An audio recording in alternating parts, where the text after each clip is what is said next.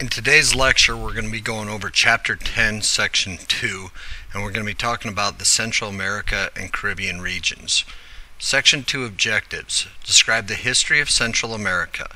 Number 2, describe the history of the Caribbean. Number 3, identify the cultural blends in the region. Number 4, identify economic conditions in the region. And number 5, explore the modern life in the region.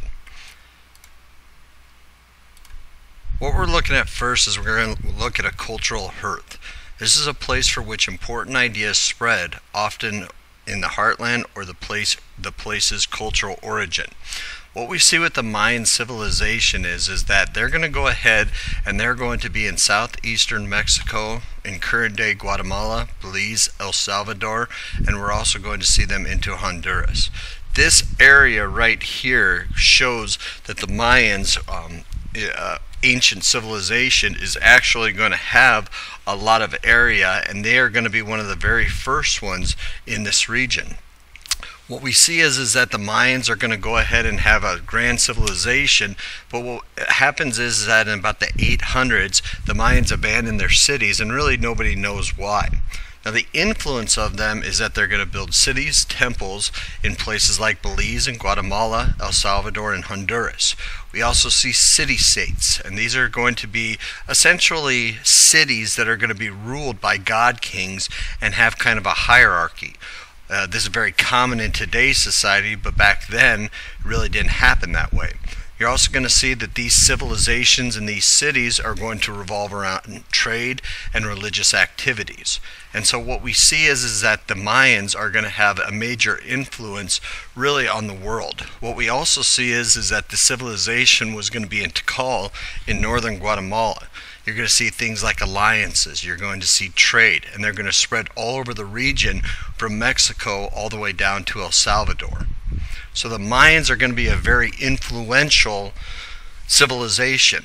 Obviously, the most important to current day is going to be the Spanish. Spain is going to rule until about the mid-1800s, with Mexico governing Central America. Mexico is going to declare its independence in 1821. Now, you might sit there and say, why do we have to know that? This is actually going to be very important in American history. Again, Mexico declares its independence from Spain in 1821, and then 15 years later, Texas is going to go ahead and declare independence from Mexico in 1836. 9 years later, they become a state in 1845, and that starts the Mexican War from 1846 to 1848. Now, what's important about that is that California will be quote-unquote taken from Mexico, and what you see is that in 1848 gold is going to be discovered in Sutter's Mill, and 1849 to about 1855 you're going to see the California gold rush. That in turn is going to lead to a lot of people going out to the western land, which creates a lot of states, which basically makes it so that the United States is going to have to figure out how do we basically deal with all of these people in the western land, and they kind of set up some things that are going to happen in terms of becoming states. Of course, the United States in 1860 is going to get torn apart, and we see the Civil War from 1861 to 1865. And of course, in the post-war, you're going to see Reconstruction from 1865 to 1877. So all of this stems from the fact that Mexico declares its independence in 1821. Now, what we also see is the United Province of Central America. This is going to be formed in 1823, and this is essentially going to become a country within itself with kind of provinces. Central America then declares independence from Mexico, and what we see is that eventually in the 1830s, you're going to see different countries start to form. El Salvador, Nicaragua, Costa Rica, Guatemala, Honduras. Soon Panama is going to break away from Colombia, and British are going to go ahead and, Belize is going to break away from British Honduras. So what we see with this map here is that we're going to see Mexico here, Guatemala, Belize, El Salvador, Honduras, Nicaragua, Costa Rica, and Panama all of these countries are going to be united. This is where a lot of people are going to think that in Central America, the people all come from the same country. They do share a lot of culture, but we do have to also respect the fact that they are completely different countries. We can also see, if we zoom in a little bit, we can also see the places like Cuba. We're going to see Haiti, Dominican Republic, Jamaica, Puerto Rico, and in this area right here you can see that there's going to be quite a bit of grass vegetation. You're also going to be able to see quite a bit of forest area in some of these places, but the main key to this is that we are going to see in Central and the Caribbean water. This is going to lead to tourism. This is also going to lead to fishing, and it's going to lead to a lot of things that are going to make this area unique to itself. We also are going to go ahead and we're going to back up a little bit. In 1492, Columbus believes that he reaches the East Indies. When he lands in when he lands in Central America, he's going to go ahead and he's going to run into the Tano. And these are going to be a group of Native Americans that he believes are Indians because he believes he lands in India. In a later lecture, we'll actually talk about why Columbus actually sails for Spain when he was actually an Italian.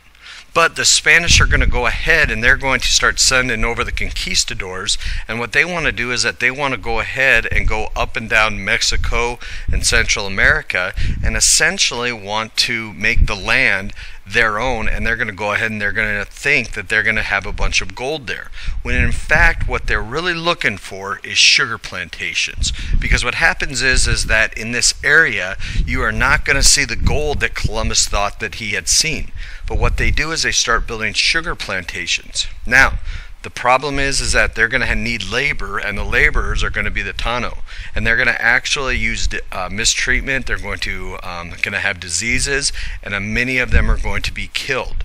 And what we see then is that the Spanish, kind of running out of options, are actually going to go to Africa, and this is what creates the African slave trade, which you've heard so much about. Now, you're also going to see a colonial mosaic. In about the 1800s, you're going to see the Spanish, the French, the English, the Danish, and the Dutch are all going to claim lands. What we see is that Spain, trying to control an entire empire of Central and South America, essentially is going to go ahead and leave some parts to places like the English, which of course makes the settlements that will become the United States. But what the Spanish are really looking for is they're going to be looking for the sugar trade, and you're going to see all the other countries doing the same thing. So really all of these countries start to become very dependent on the African slave trade. Now, in Latin America, you're going to see that they're going to have an influence of their colonial rulers by basically becoming independent from them. What I'm talking about is that the first Latin American independence movement is going to be the Haitian slave revolt, and this is actually going to be very important to the United States. What we see is that the French are going to own a bunch of sugar plantations, and they're importing African slaves. Now, a guy by the name of Toussaint Louverture is going to come in, and he is going to lead a rebellion in the 1790s. And what happens is that he's going to take over the government, and this is going to lead to Haiti achieving independence from France. Now you might sit there and you might say, well, who cares? That's not a big deal. It's actually incredibly important. That year 1804 should kind of stick out in your head if you've been studying world history, because that's going to be the exact same year that Napoleon is going to become kind of the leader of France. And what happens is that when all this rebellion are happening, he's going to look at the sugar plantations and say that they're not profitable anymore. And so what he's actually going to do is he's actually going to approach the United States to sell this area, because he basically doesn't want it anymore, because Haiti has broken away and he doesn't believe New Orleans is very important anymore. This is going to lead, of course, to the Louisiana Purchase, which is basically going to make the United States about double in land size. So what we see then is that because of this Haitian Revolution, we're going to go ahead and we're going to see the United States double in land. 1898 Spanish-American War gives Cuba independence from Spain, and it becomes self-governed in about 1902. Other countries like Jamaica, Trinidad, and Tobago become independent from Britain in 1962. We're also going to see the cultural blends in Central America. You're going to see Native American culture is going to blend with Spanish. You're going to see Spanish language, religion, which is Catholicism, are going to still dominate today. They say that there's only one country in Central and South America that does not predominantly speak Spanish, and that is going to be Portuguese is going to be the language, and that's going to be Brazil, which we'll talk about in a later lecture. Spain is going to take lands from the natives, clear it, plant new crops as wheat. They're going to build farms and ranches. And what we see then is that most of the people today are going to continue this idea of ranching and farming. Now, the European influences with mixed African and Native American cultures, what we see is that most of the people that are in this area are descendants from African slaves who worked the plantation. It's going to greatly affect the culture because of village lifestyle, markets, choice of crops, all are going to be centered around African or Native American culture. We're also going to see religions like Catholicism, but also Protestantism coming from places like France and coming from places like England. Santeria is going to be a religion that combines African and Catholic elements, and Voodoo is going to be practiced in Haiti. Rastafarianism is going to be based in Jamaica, and you may have heard a little bit about the Voodoo and Rastafarianism, but those are going to be not predominantly practiced in Central and South America, but again, we do see some in Haiti and Jamaica. Spanish is the most widely spoken language in most populous area. Cuban is 11 million people. Dominican Republic, 8.5. French is spoken in Haiti because, again, they were their colonial rulers, and the English is going to be spoken in Jamaica. You are going to see some Dutch and Danish is going to be spoken in this region, but not very much at all. Now, the cost of colonialism is going to leave the laborers very poor, and the planters got very rich. Economies are going to hurt by falling sugar trade and exports of natural resources. What we see in the United States, for example, is that Cuba was actually, John F. Kennedy is actually going to block all imports and exports with Cuba, and the idea that he wanted to stop them to become capitalist because he didn't want to be in communist. What we see is that Russia is going to end up helping them out a little bit, and so that kind of changes things a little bit and allows them to continue to grow, but they are struggling. We're also going to see farming and trade. Sugarcane is the Caribbean's largest export crop. We're also going to see bananas, citrus fruits, coffee, and spices. You're also going to see poor crop laborers are going to pay, leaves Caribbean's per capita income very low. You see a lot of people in this area that are going to be poor and that are going to really be struggling.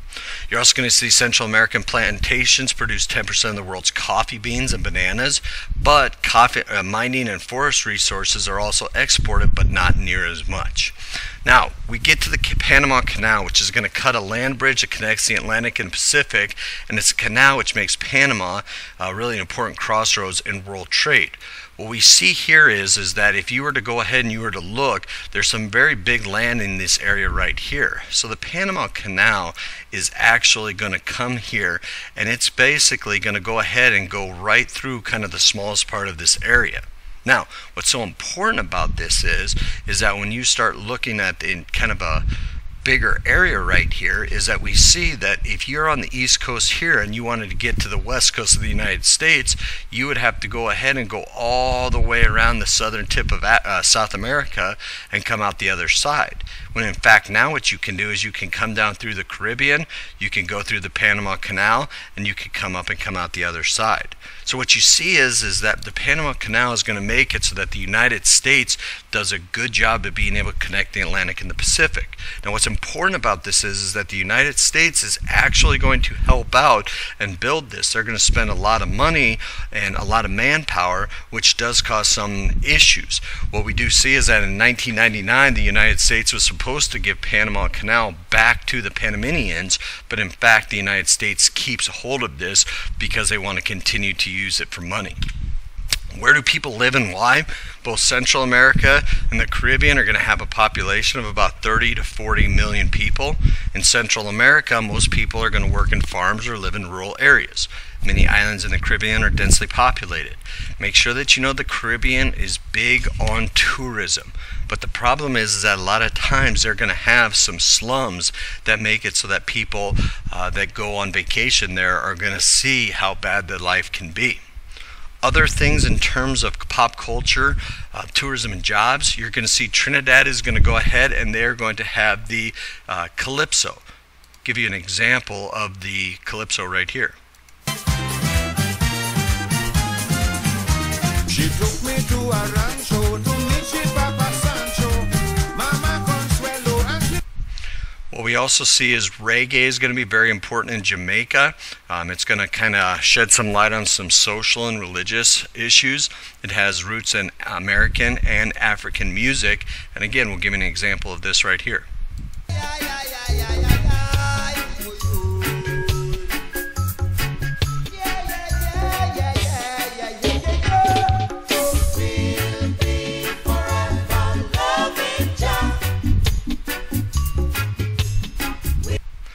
So those are examples of calypso and reggae music from the Caribbean.